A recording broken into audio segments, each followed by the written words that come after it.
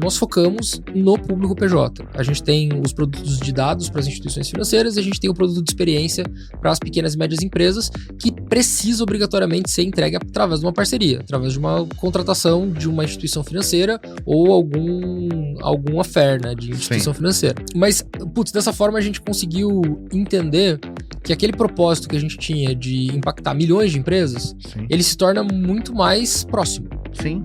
Porque... Rede Geek apresenta Conversa com Gigantes.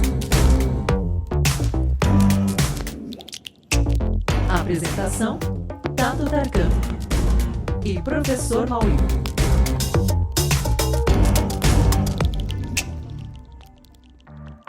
Começa agora mais um Conversa com Gigantes. Eu sou o Professor Mauri e aqui comigo meu querido amigo Tato Tarkan. É isso aí, Professor Mauri. Estamos aqui em mais um episódio daquele programa também conhecido como Consultoria Grátis. Cara, é isso. Assim, o Conversa com Gigantes é uma grande consultoria grátis. A gente não avisa pras marcas. É uma oportunidade que a gente tem pra crescer junto. Exatamente. E pra você crescer com a gente, porque a gente tá aqui batendo papo, falando sobre negócio, falando e trazendo pessoas que têm experiência no mercado e que cresceram, encontraram caminhos para se desenvolver. Exatamente. Vamos falar um pouquinho de mercado financeiro dessa vez, né? E é por isso que a gente trouxe aqui o João Tozin, da Celero. É um prazer ter você aqui com a gente. O prazer é todo meu. Fiquei super feliz com o convite. Acompanho o podcast de vocês. Obrigado, cara. Então, cara, uma honra estar aqui para bater esse papo com vocês. Legal. Acho que a gente vai poder conhecer um pouquinho sobre a marca, sobre como vocês atuam no mercado. Mas para começar, Tozin, a gente queria conhecer um pouquinho sobre você. Você pode contar um pouquinho da sua jornada? Como que você chegou nessa posição hoje? Claro, com certeza.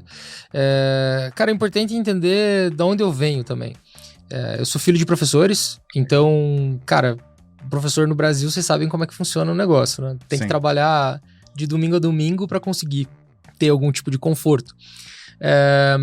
E eu sempre fui vidrado em negócios, eu até brinco, que às vezes eu não sei se eu sou adotado, porque eu como risco no café da manhã e os meus pais definitivamente não têm esse perfil, né? Acho que pode ser a geração, né, também. Acho que é uma geração que ser funcionário público era a melhor opção. Né? Exatamente. Cara, cansei de receber meu pai jogando uns jornalzinhos em cima da minha mesa. Assim. Abriu o concurso. Abriu o concurso do Bacen, hein? Pagando bem. Entendo. Bons tempos, né? Bons tempos. Era realmente outra realidade, né? Completamente diferente. E... Eu sempre quis ter um negócio, mas ao mesmo tempo eu também olhava muito pro próprio mercado financeiro, entendendo que tinha boas oportunidades. Meu primeiro emprego foi num banco. Acho que não tem problema falar o nome do banco. O banco nem tá mais no Brasil direito, que é o HSBC, era lá em Curitiba a operação maciça do banco, né? Sim. Então eu passei por algumas áreas lá, comecei minha carreira me desenvolvendo primeiro na área de crédito consignado, depois fui para a área de contabilidade e tudo mais. E assim, não era exatamente um sonho para mim trabalhar lá. Eu tinha bastante orgulho, porque na época era o maior banco do mundo e tal. Queria crescer. No meu primeiro papo com o meu primeiro gerente, inclusive, se o senhor Marcelo Prado estiver assistindo isso, ele vai lembrar dessa conversa, eu acho. Legal. Porque, cara, não é normal um guri de 18 anos de idade falar no primeiro papo com o gerente dele, cara, o que você quer aqui dentro? Eu falei, eu quero ser presidente do banco. É isso. Você tinha um objetivo, cara. Cara, estava deixando muito claro que eu não ia trabalhar na média. Eu ia buscar entregar mais e ia buscar crescer. Esse crescimento até aconteceu, mas, sabe quando você se sente meio com um peixe fora d'água, assim? Eu definitivamente não era tão feliz assim trabalhando.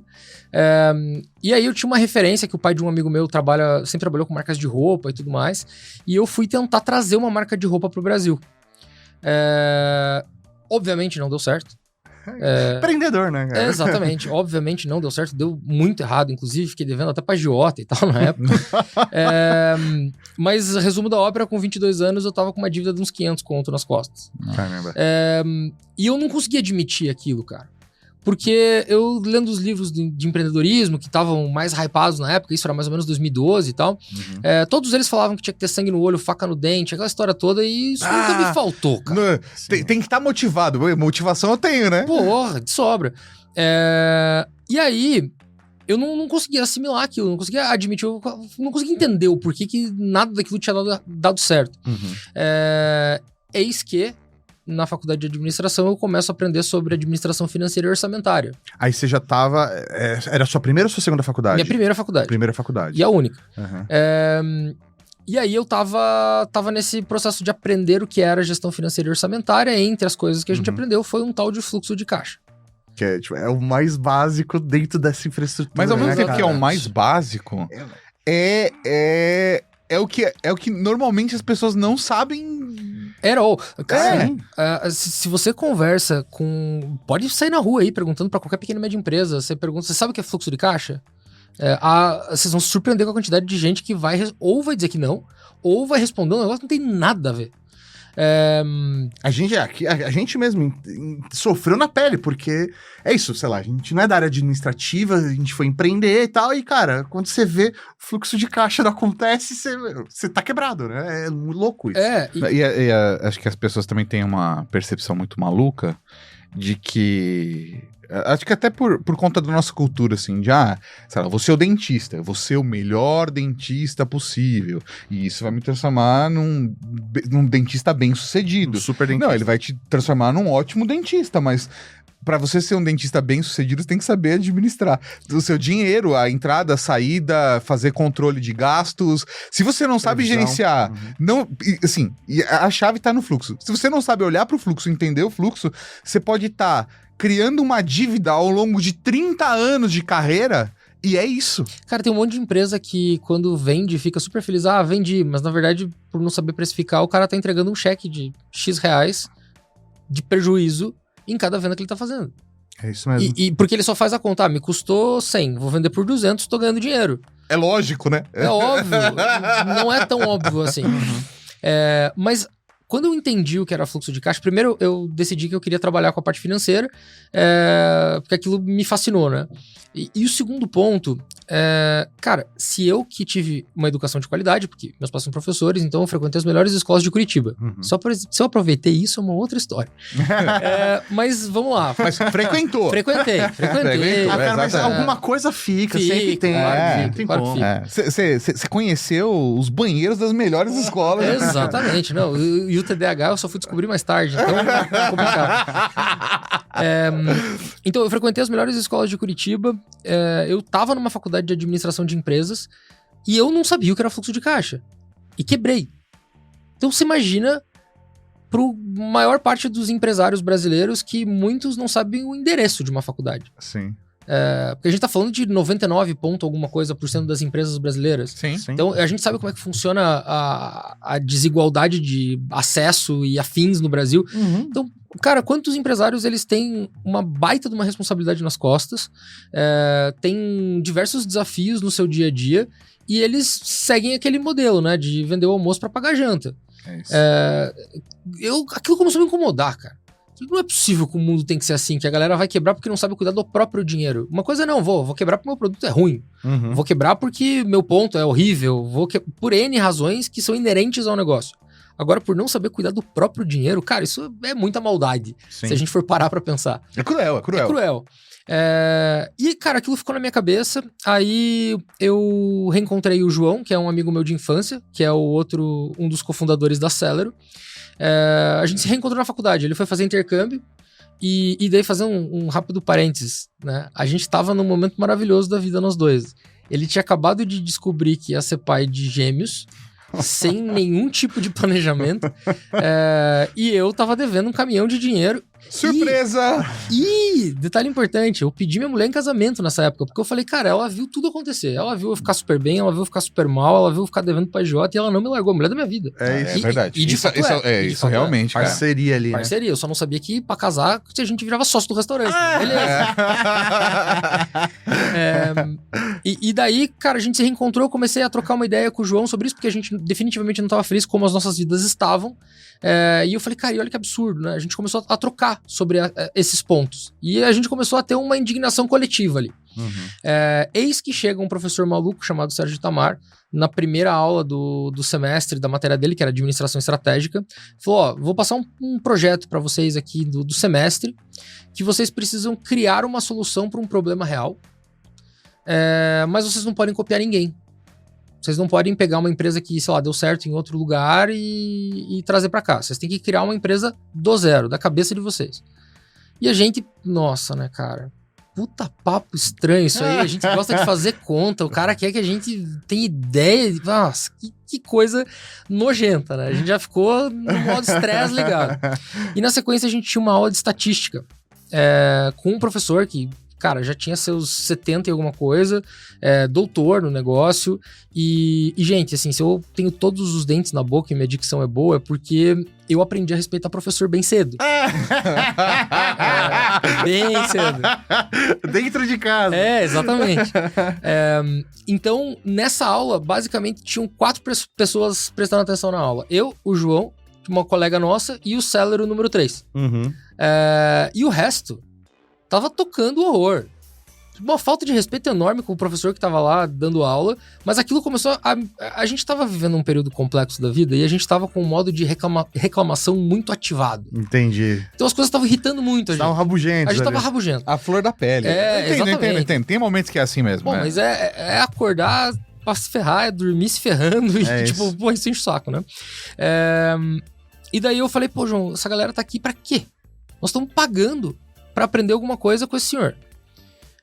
Esses caras querem um diploma pra, sei lá, deixar a mãe feliz, pra ganhar um aumentinho, bunda lá no emprego que eles têm. Sabe Deus, mas Sim. Pelo amor de Deus, esses caras vão sair daqui e vão continuar quebrando as empresas porque não sabem tocar o negócio. E daí o João me olhou com aquela cara dele. Vocês não conhecem o João, mas ele tem uma cara muito específica quando ele tá entusiasmado. E falou, cara, e se a gente fizesse uma empresa que não precisasse dessa galera? Daí eu, como assim, cara? Não, uma empresa que colocasse o financeiro das empresas no piloto automático. Eu falei, nossa, isso ia dar um puta projeto pra outra matéria lá. A gente chega e dá a ideia que a gente vai, sei lá, automatizar o financeiro das empresas e tudo mais. Eu acho que pode ser uma boa. E daí, sabe quando você começa um complementar o outro, assim? E vira meio que uma epifania? E foi mais ou menos isso que aconteceu. Saindo da aula de estatística, a gente foi lá procurar o professor da matéria anterior. Falou, Sergião, tivemos uma ideia aqui e tal, vamos automatizar o financeiro das empresas, assim, assado.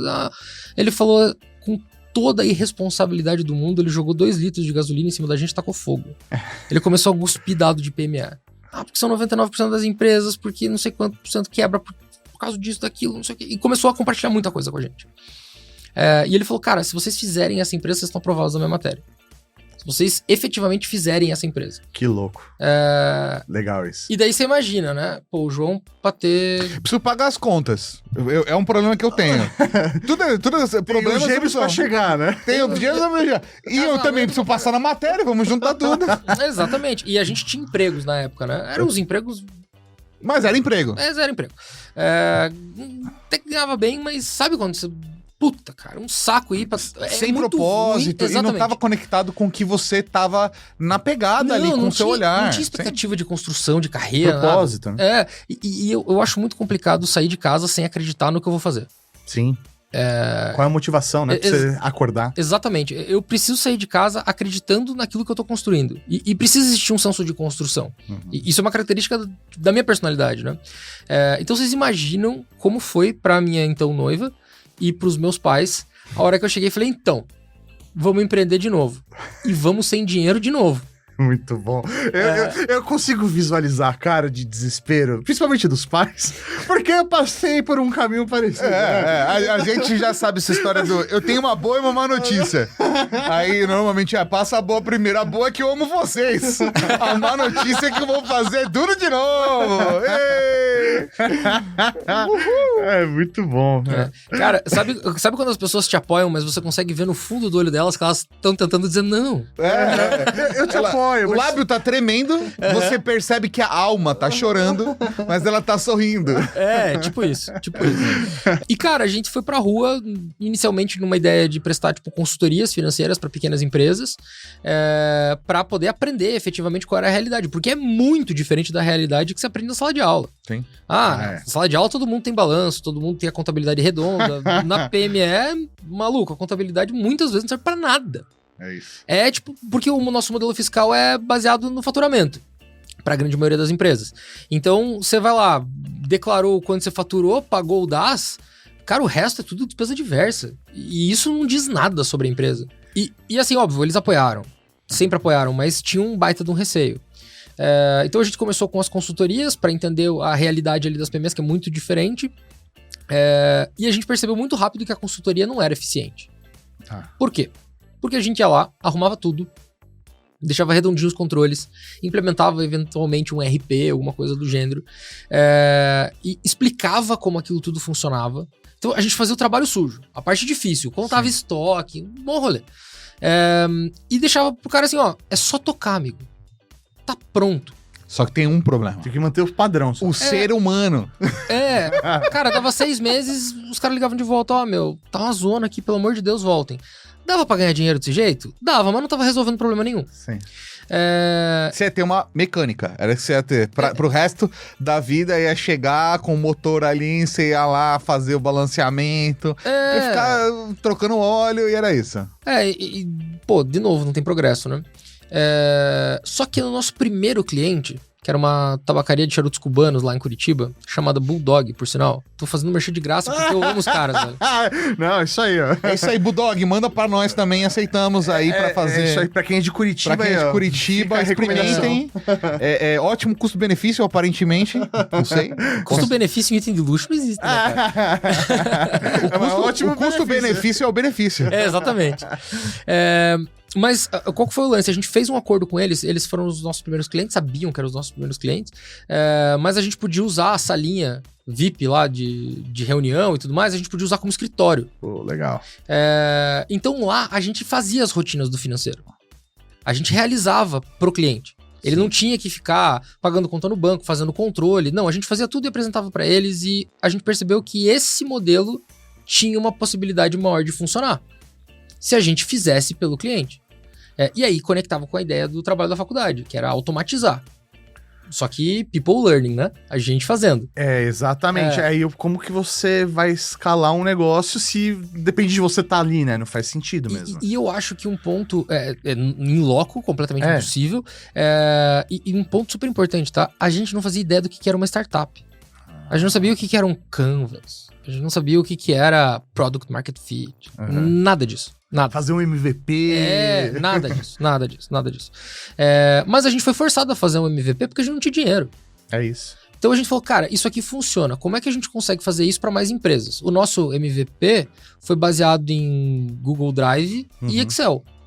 Os clientes mandavam as documentações pelo Google Drive, cada um tinha a sua pastinha, a gente jogava tudo no Excel, gerava relatórios em PDF pro cliente, e o trabalho que as PMEs que contratavam a gente tinham na época era basicamente ler os relatórios e aprovar os pagamentos no banco, porque a gente agendava tudo, a gente não liquidava nada. Pô, legal, usava uma camada de segurança. Mas aí o cara só apertava um botão, né? Exatamente. A gente já deixava tudo agendadinho. E explicava tudo que tava pagando, explicava de onde tava tirando dinheiro, deixava tudo certo pro cara só operar. E aí a nossa vida, por um momento, foi vender durante o dia, ir pra faculdade de noite, porque nós ainda estávamos na faculdade, processar as demandas dos clientes de madrugada, dormir umas 3 horas e vida que segue. É isso. Até que a gente conheceu o Pedro, que é o terceiro co-founder da Celero. Até então a Celero não se chamava Celero. Tinha um nome incrível, era 2 Joãos, era J2 Consulting. Muito bom, muito bom. Gênio, né? Aí um dia eu tava escutando rádio, indo trabalhar, imagina, na época que a gente escutava rádio. E daí falou assim, olha, se o nome da sua empresa mistura português e inglês, isso é uma coisa ultrapassada. Se tem número, então, cara, você precisa rever o brand. Meu Deus! Você só queria se transportar do ponto A pro ponto B, e o ponto A era a tua casa, cara. E o ponto B foi a decepção, a tristeza, era isso mesmo. E aí a gente conheceu o Pedro. Já aconteceu comigo também, não tenho a menor vergonha de dizer, mas foi sem a rádio, né? Aí a gente conheceu o Pedro é o terceiro co-founder da Celero.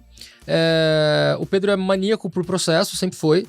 E ele tinha uma empresa que fazia de tudo, mas não fazia nada. Que tinha, cara, vendia desde site até impressora 3D, assim. Tinha tudo. E ele falou assim, cara, vocês sabem vender, eu não sei vender. Mas eu sei organizar processo, e vocês nitidamente não sabem organizar processo. Ele falou, cara, vocês estão com uma zoeira funda pra cá, vocês vão morrer. Tipo, cara, não é possível que não tenha um jeito mais eficiente de fazer esse negócio. E realmente tinha, óbvio. Então ele ajudou a gente nessa estruturação de processos e tudo mais. E aí a gente começou a trabalhar cada vez mais próximo. Ainda não existia Cellular, ele tinha lá a Sigmatic, nós tínhamos a J2 Consulting, grandiosas empresas das araucárias, né?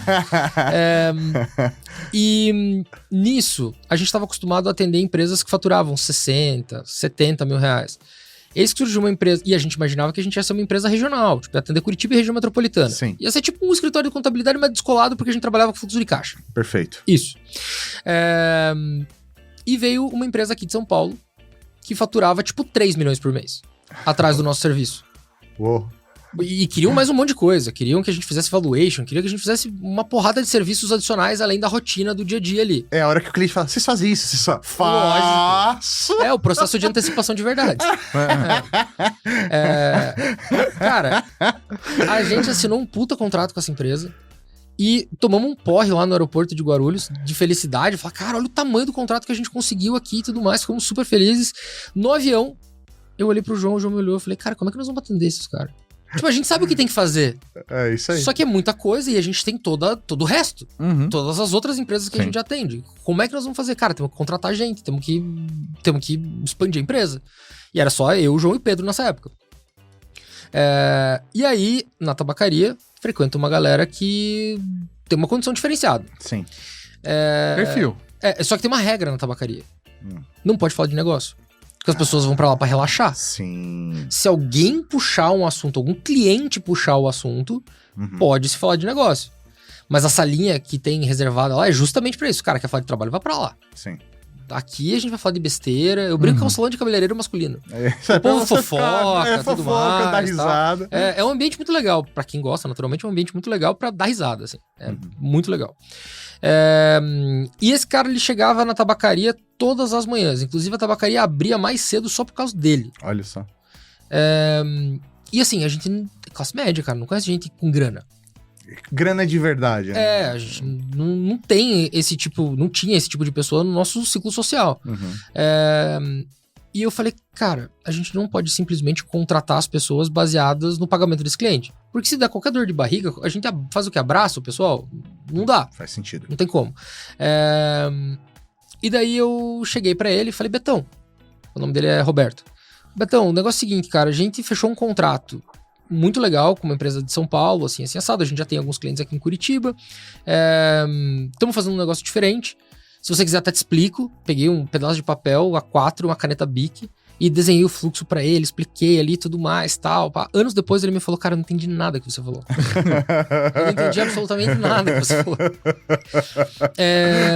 Mas a minha ideia não era pedir um investimento pra ele, mas, cara, gente que tem dinheiro conhece gente que tem dinheiro. Sim. Então, você pode me apresentar pra alguém que talvez investiria pra gente poder preparar algo e tudo mais? E ele já deu na lata. Quanto vocês precisam?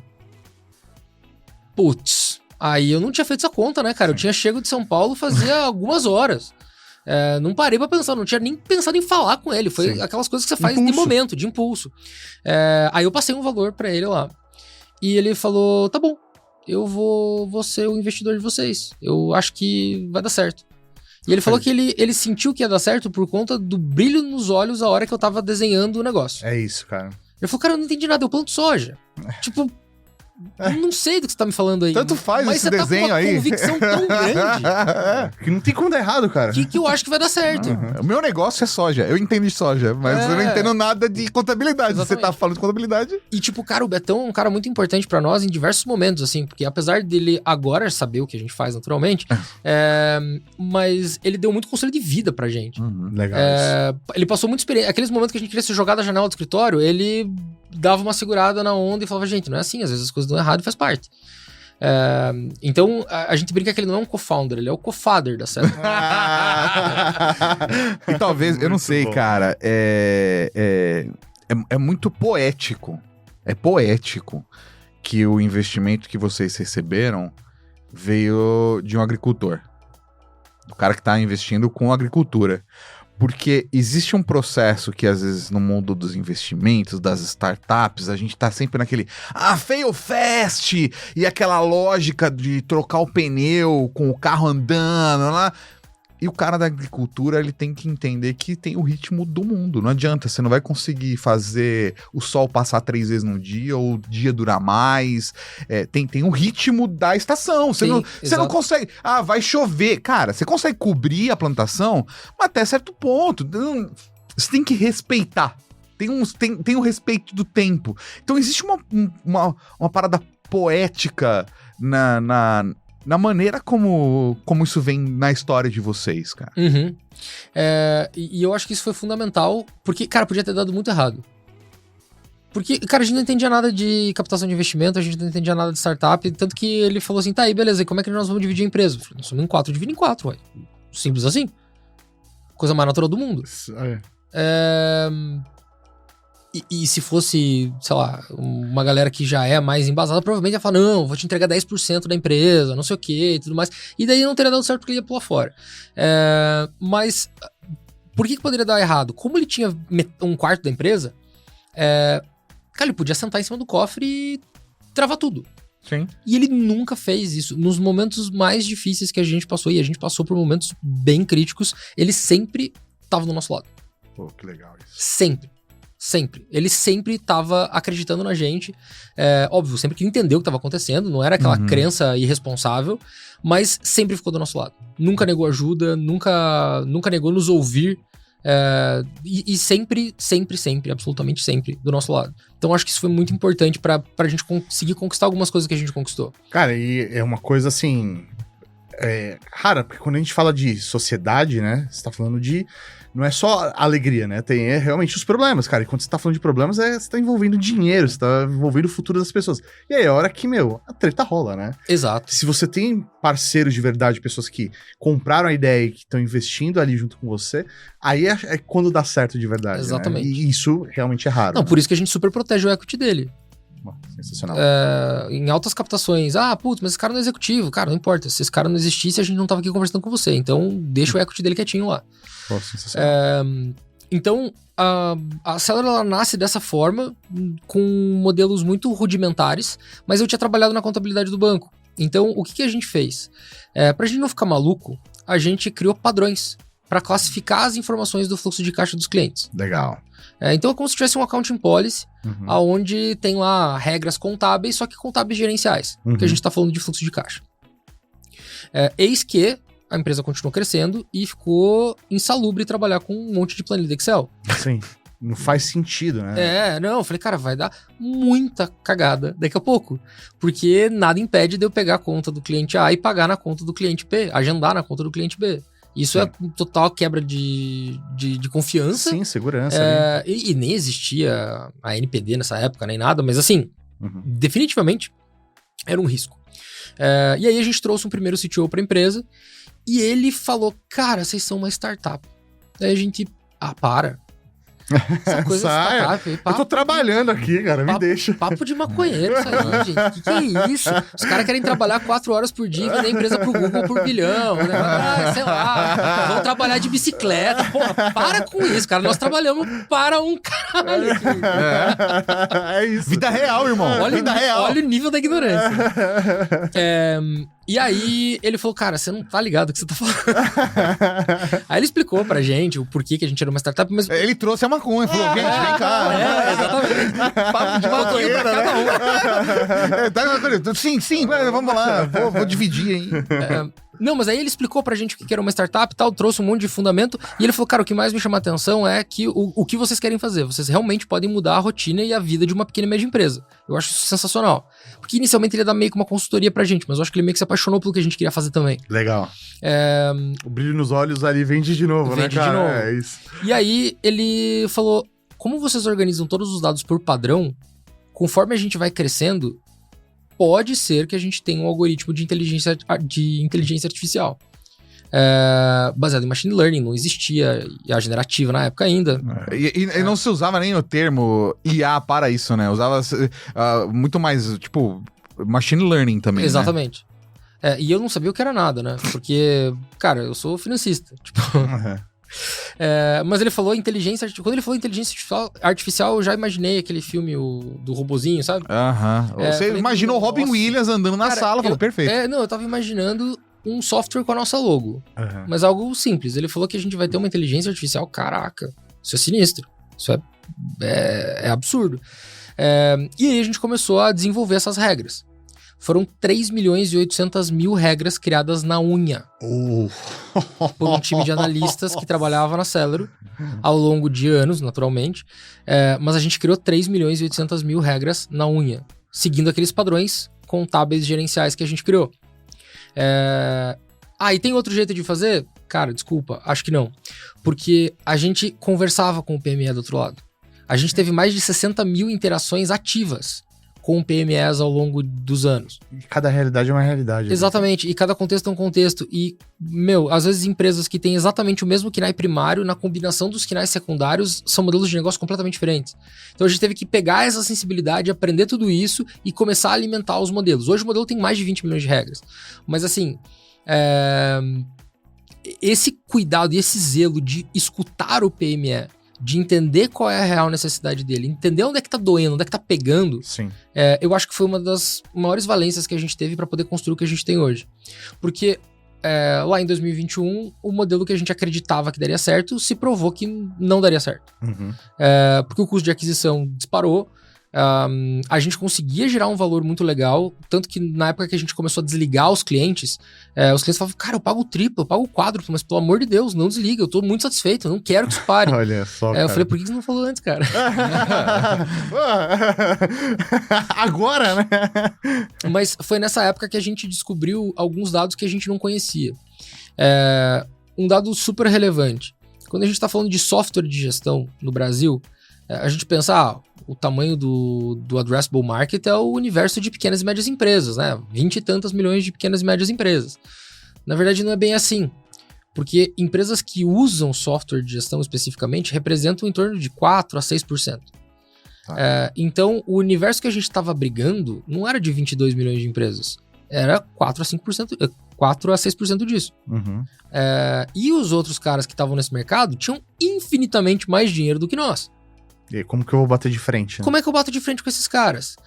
E outra, a gente descobriu que 72% das empresas usa exclusivamente o Internet Banking.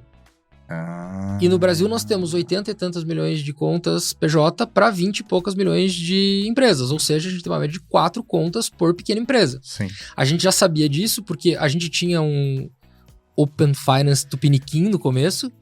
Isso que eu ia falar, porque já tinha Open Finance nesse momento. Não existia Open Finance ainda, Uns mas dados. o que a gente fazia? Uhum.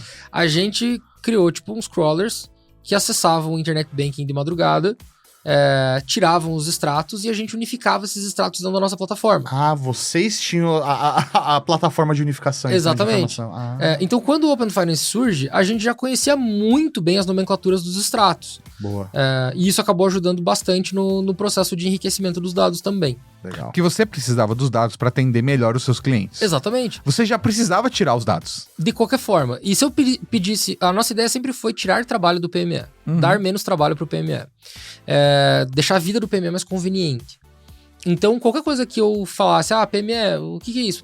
A gente fugia. A gente falava, cara, a gente precisa descobrir sem ele me falar. Então, a gente foi se conectando em diversas bases de dados. Não só nos bancos, mas, enfim, notas fiscais e afins. Tudo que impacta o fluxo de caixa, a gente se conectou. Então, a gente conseguia ter uma visão 360 graus dessa empresa efetivamente. Uhum. Quais eram os problemas desse produto que a gente tinha? O custo era alto. Eu não conseguia fazer um produto de, tipo, R$200. Não dava. O ticket médio era um pouquinho mais alto. E o segundo ponto, quando a gente pegava clientes de primeira viagem, o cara nunca teve um software de gestão. E nós éramos os primeiros. Ele não engajava. Quando eu pegava um cara que era churn de outros softwares, o cara amava. A gente falou, cara, isso não faz o menor sentido. Né? A gente não conseguia entender a razão disso estar acontecendo. E qual foi a razão? Depois nós descobrimos desse número de 72% das empresas utilizando exclusivamente o Internet Banking. E cara, qualquer coisa que você tem que fazer a mais, se você é uma empresa dessas, tá? Uhum. Que entra no banco, confere o saldo e paga a conta. Qualquer coisa que você faça a mais do que entrar no banco, conferir saldo e pagar a conta, é muito mais trabalho. Sim, exatamente. E essa era a realidade das empresas até então. Uhum. Então, a gente parou pra pensar, cara, tá todo mundo no mercado tentando levar o banco pra dentro do software, por conta do negócio do ERP Banking e tudo mais. E se a gente fizesse o contrário? Se a gente levasse o software pra dentro do banco? Porque 72% das empresas estão dentro do banco. Já tá lá, né? E todas as outras fazem o daily banking da mesma forma. A rotina diária de banco, Sim, toda empresa tem que fazer todos os dias. sim. E a gente falou, cara, meio louco, meio insano, mas pode funcionar. Só que a gente tentou ir pro mercado sozinho, na cara e na coragem. O que aconteceu? Achei legal pra caramba, mas eu quero só pra mim. Cara, Quero fecha a porta ali. Quero ó. comprar a empresa. Sim. E a gente não tava na ideia de vender. Depois a gente quase quebrou e a gente se arrependeu disso. Altos e baixos novamente. Mas faz parte. Cara, quando a gente tava pra quebrar, eu me senti o ser humano mais idiota do mundo. Eu já teria resolvido todos os meus problemas se tivesse Exatamente. vendido. Porra, cara, não tinha que estar passando por isso. Mas hoje eu já acho que eu ia me arrepender por conta do lógico. que tá acontecendo. E aí, surge a Visa na nossa vida. Porque eu recebi um e-mail aleatório da Visa falando que a gente tinha aparecido no radar de inovação deles. E eles queriam um papo. E eu fui pra essa conversa. Então, gente da Visa, me desculpem, eu vou ter que ser muito sincero aqui. Mas eu não conhecia ninguém ainda. Sim. Eu fui pra essa conversa completamente desacreditado, porque a gente tinha tido tantas conversas com o corporate que eram animais, assim, nossa, revolucionário, cara, vai ser fantástico. E não dava Nada. absolutamente nada. Com a Visa foi diferente. Com a Visa foi muito diferente. Porque eu falei, ao invés de explicar o negócio que a gente tem e a gente já não acredita mais, eu vou explicar a ideia maluca de colocar o software dentro do banco. E aí, vamos ver se eles compram a ideia. né? Eu levo todas as capabilities que eu tenho e, na verdade, eu ainda melhoro. Porque antigamente, o que o cliente tinha que fazer? Bater foto dos documentos. Tá. Ele tinha que pegar o celular dele lá, Sim. chegou um boleto, bate foto, uma nota fiscal, bate foto, e a gente conseguia interpretar tudo e fazer todo o processo. Era simples, mas era uma fricção. Sim.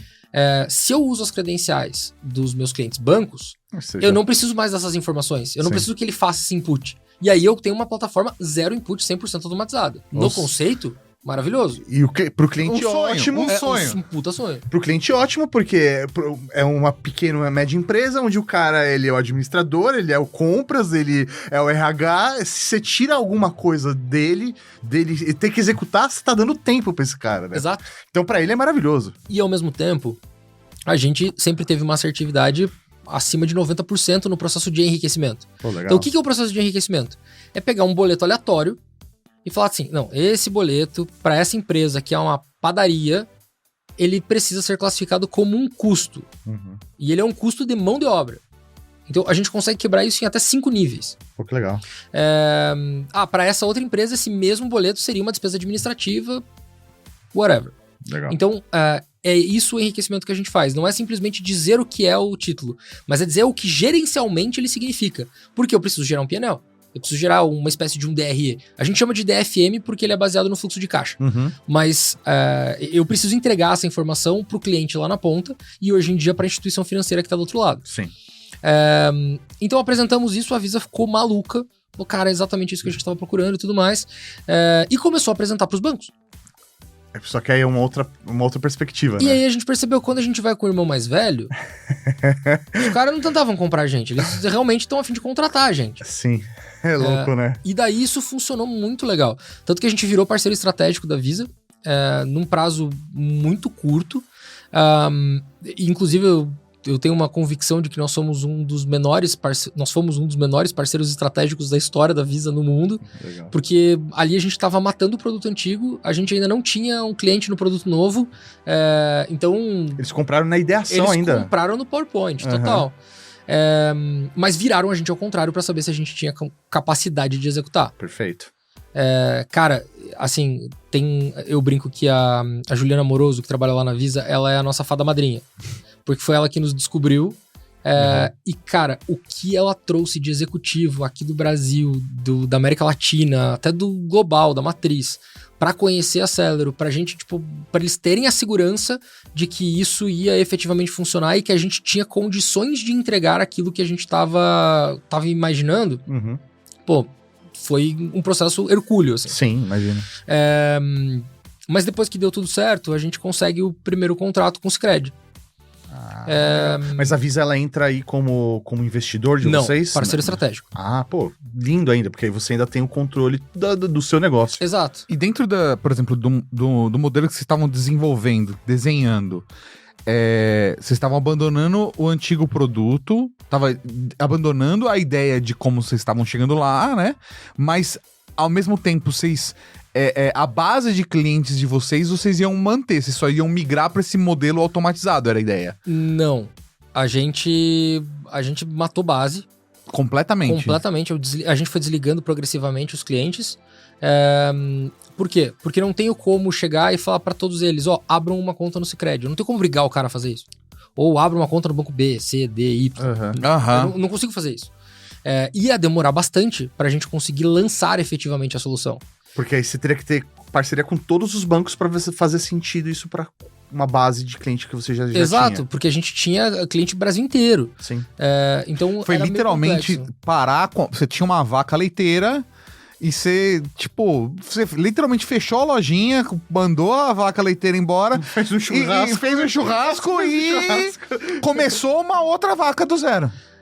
Por uma questão de foco, a Sim. gente teve que fazer isso, e por uma questão de capacidade financeira. Quando a gente chegou à conclusão que fazia sentido pivotar o modelo do negócio, a gente fez um levantamento e a gente precisava de mais ou menos uns 14 milhões de reais. Uhum. A gente tinha 4. A gente fez com 4. Então você imagina, no final... Isso é muito Brasil, cara. Cara, É muito Brasil. no final a gente chegou meio manco, com o olho furado, tudo ralado, Vai tá lá, tudo cara. morto, mas a gente conseguiu entregar. E o fato do Sicredi ter sido o primeiro cliente é muito legal, porque o Sicredi em si, as cooperativas como um todo, mas o Sicredi em si, que a gente conhece um pouco mais, eles se preocupam muito em equilibrar, eles falam dos dois pinheiros, né? O pinheiro social e o pinheiro econômico. Então, quando eles pararam para pensar que a Celero ela tinha essa capacidade de gerar um impacto social e, ao mesmo tempo, uma hipótese de retorno financeiro, Ué, foi lindo. no-brainer. Uhum. Foi perfeito, assim. E, naturalmente, não foi uma negociação rápida, mas foi uma negociação ideal. Ela foi no timing perfeito para tudo dar certo. Legal isso. E acho que ao mesmo tempo, você contando a história, pelo menos eu percebo que também teve a visão de negócio, tanto por parte do cliente quanto por parte da Visa como parceiro, de compreender o potencial de valor dos dados, mesmo que anonimizados ali no meio, de que vocês sempre tiveram na história de vocês. De que isso também é algo que enriquece muito o processo, especialmente nas pequenas e médias empresas, não? Exato. E aí, qual que foi a grande surpresa, né? Conforme a gente foi implementando, a gente foi percebendo que gerava um retorno positivo para a instituição financeira também. Então, cara, a gente conseguiu chegar num cenário animal, onde eu consigo levar a educação financeira, entrego finanças para não financistas lá na ponta, no nosso produto de BFM, mas nos nossos produtos de dados, que é tipo o radar, que a gente entrega para as instituições financeiras, eu consigo trazer dados que permitem que ele entenda melhor essa pequena e média empresa, que ele crie produtos que são aderentes às necessidades dessa pequena empresa, e que o relacionamento da PME melhore com essa instituição financeira, porque eu estou entregando conveniência. Sim. Então todo mundo fala, não, Open Finance para PJ ainda é muito tímido porque a grande maioria olha para o cliente e fala, me dá teus dados que eu vou ver o que eu consigo de crédito aqui para você, É isso. vou ver se eu consigo um crédito para você. Mas é uma promessa muito vazia. A partir do momento que você tangibiliza o porquê do dado, que o cliente lhe dá o consentimento do Open Finance e segundos depois ele consegue ver uma segunda, uma terceira, uma quarta conta extremamente conciliada, sem os termos bancários, já trazendo efetivamente o que é cada coisa, que ele consegue popular um DRE para poder enxergar se o negócio tá dando dinheiro, se o negócio não tá dando dinheiro. E a gente tem um monte de algoritmo legal, por exemplo, que quando a gente identifica comportamento de pessoa física na pessoa jurídica, a gente consegue separar isso. Puta, que legal E isso. aí a gente, joga pra fora do resultado Que da acontece empresa. muito. Acontece Pequena pra caramba. empresa, Nesse cara. perfil de pequena empresa É isso. é normal, né, cara? É super normal. Então, a gente foi... Pagando aula de natação, por exemplo. Aí você olha e fala assim, vamos lá, o Maurício tá pagando aula de natação, o que isso tem a ver com os gastos da produtora? Cara, eu preciso de natação. Eu preciso de natação pra gravar bem. Faz bem. Mas o que a gente descobriu algumas maneiras mais didáticas para ensinar isso para as pequenas empresas, que é um comportamento errado e tal. Inclusive, a gente é muito crítico dessa galera que fala, não, pô, a gente tem que criar produto que seja aderente à rotina e ao hábito do cliente. Até concordo, quando isso não é um erro. Sim, lógico. Porque senão, pô, sei lá, os Senão você tá induzindo eles. Exatamente, você tá induzindo ao vício, né? Exato. E é um vício de um jeito extremamente negativo. A gente tem que pegar e desenvolver uma cultura de gestão positiva, com boas práticas. É isso, ainda mais você ali que tá com uma ferramenta na mão que contribui pro processo de educação do gestor. Cara, se você clicou ali no lugar errado e tentou passar uma despesa ali, tem que pelo menos aparecer um botão vermelho. Exato. E entre outras funcionalidades que a gente consegue entregar o aspecto comportamental das pequenas empresas para a instituição financeira conhecer de fato quem é aquela pequena empresa e quem é o tomador de decisão por trás dela. Como que ele toma a decisão? Não adianta nada você só entregar um P&L. Você precisa entregar componentes comportamentais, porque isso afeta risco de crédito, isso você consegue aferir fraude, isso você consegue uma série de coisas que são super importantes e hoje não existe, porque não existe uma infraestrutura de dados dedicada a PMS, nem no Brasil, nem na América Latina. E é muito louco porque o seu produto ali, ele tá atendendo as duas pontas, né? Exato. A instituição financeira, ela ganha com esse processo também, né? Porque ela tem um dado de mais qualidade para poder oferecer mais serviço para aquela pequena empresa de uma maneira mais efetiva e com menos risco. Exatamente. Cara, isso é realmente muito, muito legal. Cara, esse conceito ele já existia, não foi a gente que inventou, ele se chama BFM. Só que a gente conhecia alguns cases na Europa, mais especificamente no Reino Unido, alguma tentativa ali nos Estados Unidos e acabou. Tanto que só existem 4 empresas que são grandes no mundo que fazem BFM, além da Celero. E essas empresas elas são consideravelmente maiores do que nós, mas o BFM não é o carro-chefe delas. Entendi. Elas têm PFM, elas têm outros tipos de produtos. Nós não, nós focamos no público PJ. A gente tem os produtos de dados para as instituições financeiras e a gente tem o produto de experiência para as pequenas e médias empresas que precisa obrigatoriamente ser entregue através de uma parceria, através de uma contratação de uma instituição financeira ou algum affair, né, de instituição financeira. Mas, dessa forma a gente conseguiu entender que aquele propósito que a gente tinha de impactar milhões de empresas, ele se torna muito mais próximo. Sim. Porque se eu vou no B2B direto, no B2Bzinho, e vou pegando lá batendo de porta em porta. E hoje em dia, cara, inside sales tá ficando cada vez mais difícil, porque os telefones têm bloqueador, ninguém mais atende número desconhecido, mídia paga é caro. Tipo, você ficar dependente de mídia paga é complexo. Então a gente olhou para esse outro mercado e falou, cara, isso aqui faz total sentido pra gente, pra ser a nossa vida a partir de agora. Então, hoje eu não me arrependo absolutamente em nada de ter feito essa mudança de estratégia. Muito pelo contrário. As perspectivas que a gente tem para negócio hoje são infinitamente maiores do que a gente já teve em qualquer momento da vida. Eu vi a matéria recente que saiu de vocês na Finsiders, falando sobre a proporção do faturamento dos últimos 2 anos, né? Que vocês colocaram ali. E essa mudança de visão, é muito louco como às vezes a mudança de visão sobre o próprio negócio e o potencial que você tem, como você pode fazer uma virada com a própria... São as mesmas pessoas, com as mesmas ferramentas, mas assim, é de juntar tudo e falar, putz, o nosso propósito tá para aquele caminho. E essa virada muda todo o negócio. E não foi um movimento trivial, assim, foi um movimento óbvio. Porque eu atendi a Dona Maria, que vende quindim lá no interior do Acre. E a Dona Maria existe mesmo, tá?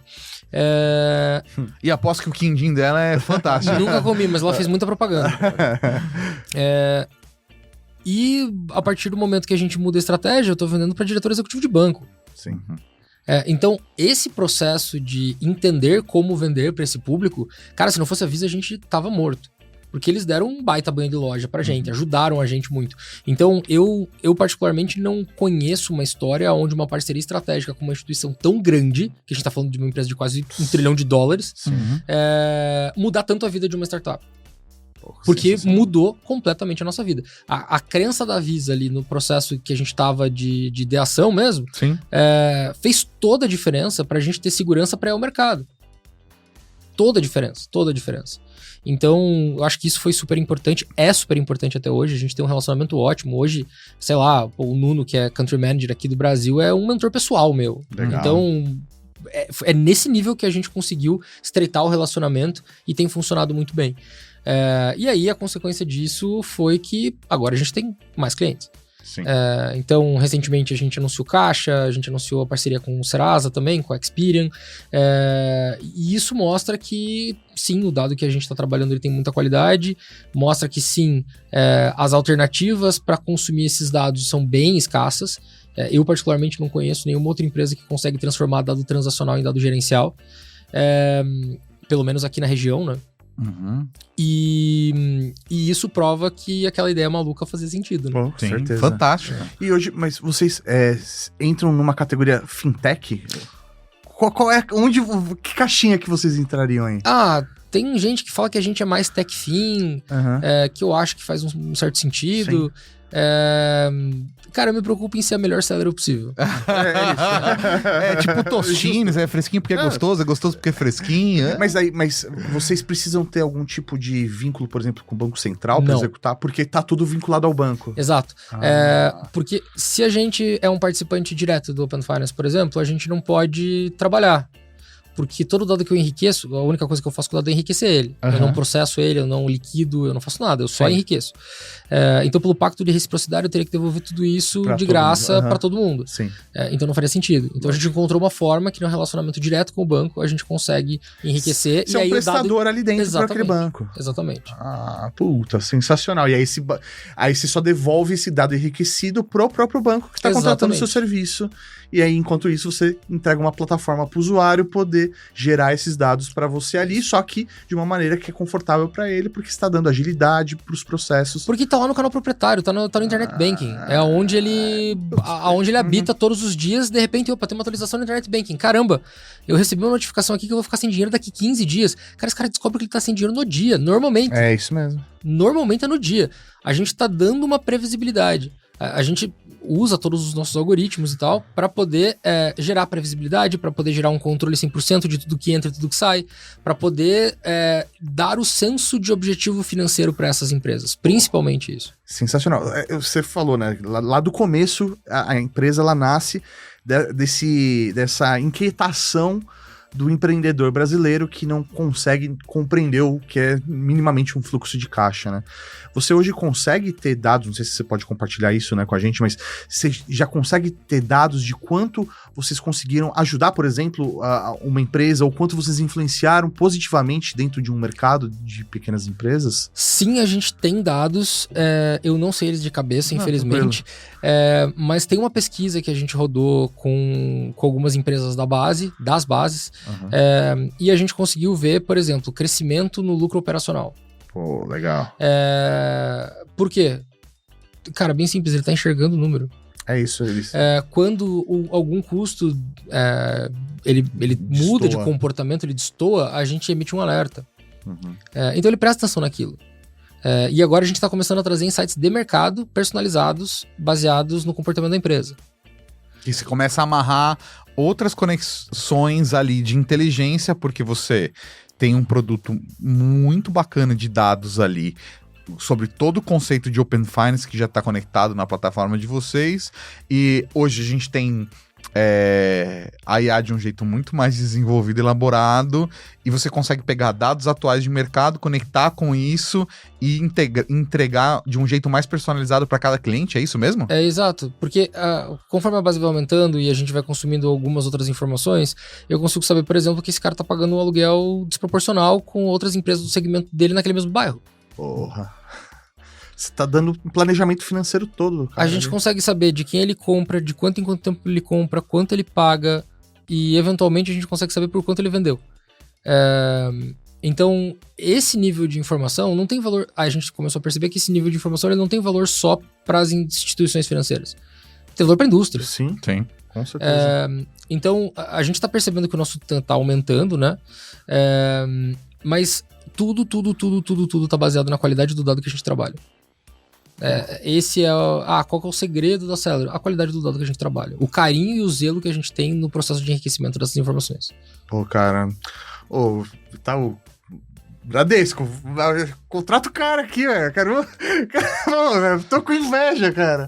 Porque eu não tenho isso. Não, sério, porque eu sou. A gente pode descobrir os amigos do atuais, tá certo. Mas aí os nossos amigos do Bradesco, que são nossos amigos de longa data. Ajuda a gente aí, pelo amor de Deus. Porque, cara. Não sou eu que estou falando. Não, é porque... Esses bancos que foram citados aí, vocês estão conversando com a gente. Não sou eu que tô falando. Sério, não. Eu tô como cliente, porque assim. Cara, eu estou nessa situação, né? Hoje, meu negócio, eu tenho dois negócios, né? Um ainda é uma pequena empresa, outro um é uma pequena e outro é uma microempresa. Eu estou exatamente nessa situação onde eu tenho que fazer a gestão de financeiro, fazer essa previsibilidade do negócio, planejamento. E, cara, isso toma um tempo de mim, porque eu não tenho, por exemplo, um tamanho suficiente para eu ter um setor para isso dentro do meu negócio. Sim. Eu não tenho volume para isso, eu não consigo contratar uma pessoa. Então, eu, como um dos sócios, acabo assumindo essa função ali. Cara, se eu tenho uma plataforma que eu não preciso fazer nada, né? Só continuar vivendo. Só precisa dar consentimento, cara. Eu só preciso continuar pagando a minha cesta da conta bancária. E a sua aula de natação? E a minha aula de natação. Cara, e eu ter ali isso me ajudando na minha rotina, porra, isso é fenomenal, cara. Por favor, me ajudem. Contratem ele. É isso. E cara, a nossa ideia, e daí já me perguntaram várias vezes, tá, mas se todos os bancos te contratarem, qual é o diferencial? O diferencial é que se você conhece teu cliente no nível que a gente permite que você conheça, você consegue criar os melhores produtos. Com certeza. E aí o mercado vira o que ele deveria ser. Que é um produto. Quem tem o melhor produto, vence. É isso. Não é porque hoje, vamos ser honestos, né? O cara ele tá na grelha, ele cai na brasa, porque as ofertas são muito parecidas. Sim. E qual que é o grande problema? Os produtos que são destinados para PME, em sua grande maioria, eram produtos de grandes empresas que foram adaptados para a realidade de uma PME. É isso. Só que quando você vai rodar qualquer tipo de análise e eu vou tentar usar os mesmos referenciais, não é porque uma distribuidora de doces que atua no Brasil inteiro e eu tenho uma outra distribuidora de doces que atua, sei lá, só numa região específica, bem pequenininha, elas só têm em comum que elas trabalham com doce. Sim. As margens vão ser completamente diferentes, o comportamento é completamente diferente, necessidade é completamente diferente, é tudo completamente diferente. E é muito louco isso porque, sei lá, hoje a escolha, por exemplo, do banco, porque tá tudo muito igual, acaba sendo muito vinculado, por exemplo, à pessoa. Putz, aquele gerente que faz esse meu atendimento, que faz essa previsão, que faz esse cuidado que poderia estar automatizado para todo mundo como padrão. Se esse cara sair dali, cara, eu perco o vínculo, perco o histórico, sabe? Tem vezes que você sai do banco você sai de um banco e vai para outro. Ou mudo de agência porque o cara mudou de agência e eu vou com ele, porque Exato. eu não quero perder isso. Exato. E aí, só que isso é burro, né? Dentro desse processo, quando você torna... É muito frágil, porque se frágil. esse cara mudar de banco, o banco perde o cliente. Exatamente, não faz sentido. E tem um outro ponto, né? Que é a questão da experiência pessoa física. Às vezes a gente escolhe o banco porque, na pessoa física eu sou muito bem atendido por esse banco. Quando você vai pra pessoa jurídica, você se decepciona muito, porque é outra vida, é outra coisa. Cara, pessoa física e pessoa jurídica tem esses nomes porque elas são literalmente pessoas diferentes. Sim, exatamente. São indivíduos diferentes, entendeu? Então, a gente quer trazer para o mercado, e a gente está conseguindo, de certa forma, fazer isso, é a possibilidade de realmente melhorar a forma que a PME é atendida. Porque se a gente vai pegar qualquer pesquisa do Sebrae, pega lá desde 95, acho que é a primeira, eu não tenho certeza, mas de muito tempo. Pega a mais antiga que você achar, e pega a mais atual que você achar. No top 3 de dor vai ter gestão financeira e acesso ao crédito. Sim. É isso, cara. E o que faz matar uma empresa em até 5 anos, cara. Exato. É isso aí. E todo mundo sabe que quando você sobrevive aos primeiros 5 anos... Você consegue acesso a crédito. Cara, e aí a roda começa a girar um pouquinho, você Putz, e aí É. começa a deslanchar. Né? E eu já escutei de gente de dentro do banco, naturalmente não vou falar qual é, mas já escutei de gente de dentro do banco falando, cara, o indicador mais confiável que a gente tem é o indicador de 5 anos. Louco, né? É o único indicador confiável que a gente tem a respeito de PMS, que é quase uma certeza. Mas assim, é o mais complicado se for pra pensar, porque, pega uma empresa, se ela durar 5 anos, a gente dá crédito. Aí, pega uma empresa sem dar crédito pra ela, você pega uma empresa, não alimenta ela por 5 anos, é lógico. O cara é um survivor. Exatamente. Putz, como... Se ele sem nada, sem nenhum apoio, conseguiu sobreviver. Exatamente.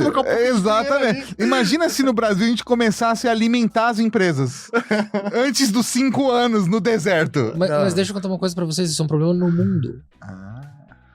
Não é aqui só? Não é só no Brasil, é um problema no mundo.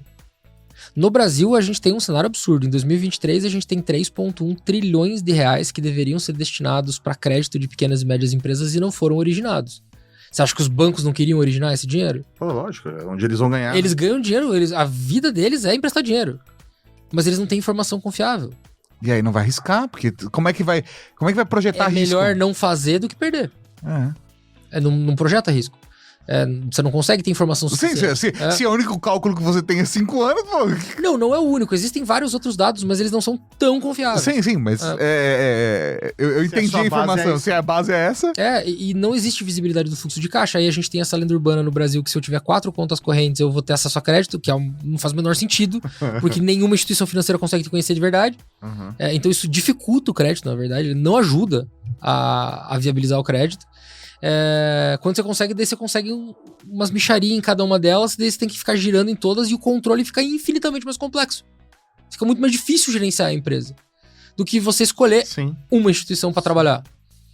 E beleza. E essa é a realidade e essa cultura. Não vou ser eu que vou conseguir mudar a cultura de um país. Então o que a gente tem que fazer? Deixar essa cultura inteligente.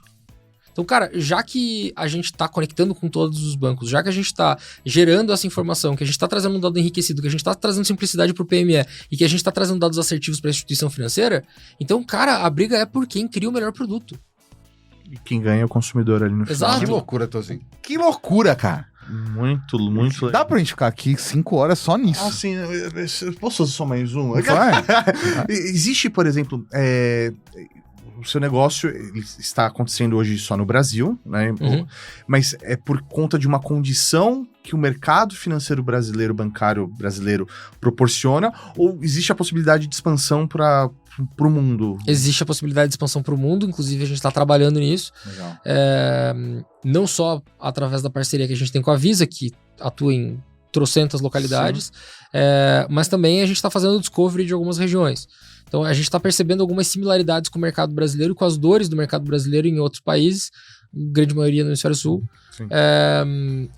E existe um problema equivalente, um pouco diferente, mas equivalente, no mercado dos Estados Unidos.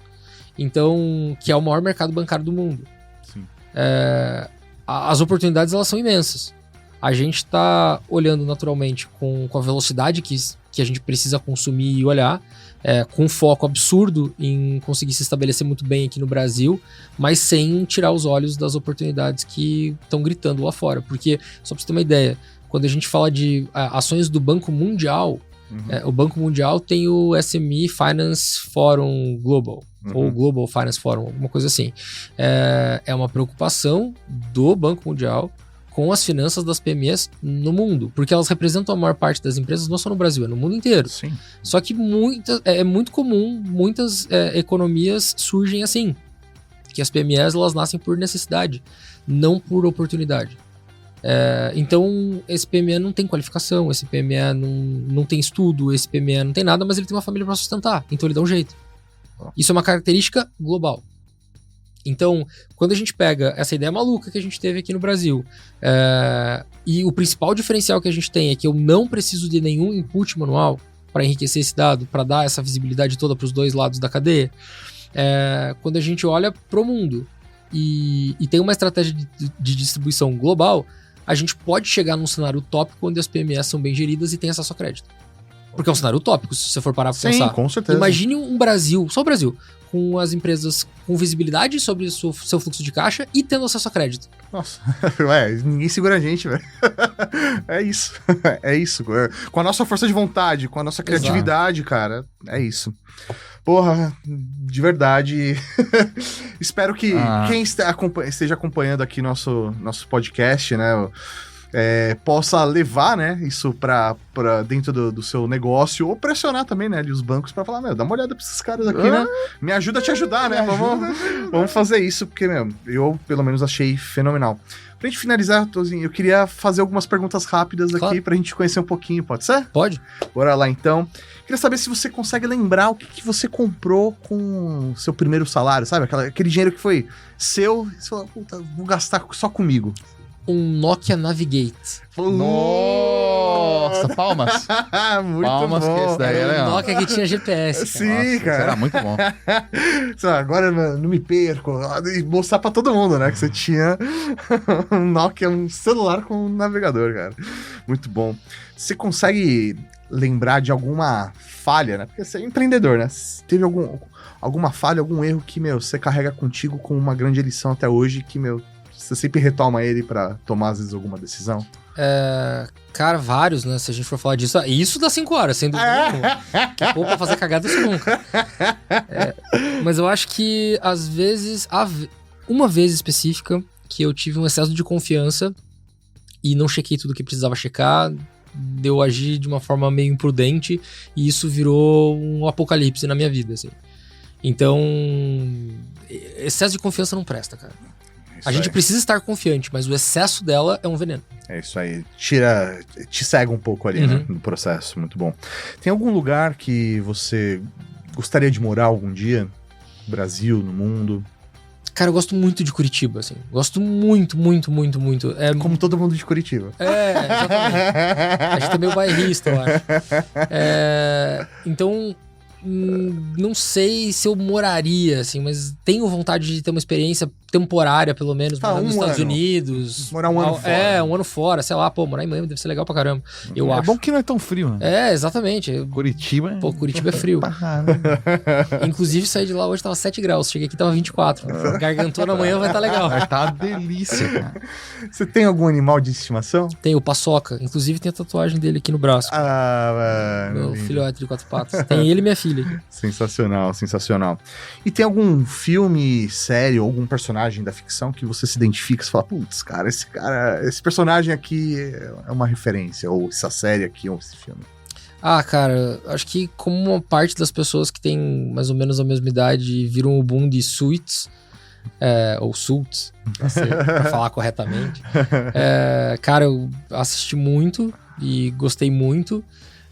Ultimamente, cara, eu não tenho tido muito tempo de ver série, assim, eu não tô tendo muito cabeça pra acompanhar alguma história, então eu tô meio desatualizado, mas a que eu acompanhei mais foi essa e não tem como não gostar do Harvey, né, cara? Pô, sensacional, sensacional. Tozinho, cara, que da hora conhecer você, conhecer sua história. Foi, pelo menos pra mim, foi inspirador, assim, motivador de verdade, porque, cara, eu consegui me enxergar muito naquilo que você tá contando, nos tropeços, nas coisas que a gente acaba vivendo. Tanto nas dores da sua história, quanto nas dores da história do seu cliente. Exatamente. Então, cara, de verdade, tenho certeza que quem acompanhou aqui nosso bate-papo conseguiu criar essa conexão com você e vão poder levar essa história também pra vida deles. Pô, fico super feliz de poder contribuir. Cara, se eu conseguir contribuir com uma pessoa, eu já tô super feliz. Pô, então, velho, já tá feito. Porque bateu 2 já, então tá check. É isso. E, meu, já fica o convite pra voltar pra outras temporadas, a gente continuar contando essa história e quando vocês ganharem o mundo, cara, a gente poder levar isso aqui dentro do nosso podcast também. Pô, amém, vai acontecer, espero que em breve. É isso aí, valeu. Valeu? Obrigado, cara. Eu que agradeço. Rede Geek.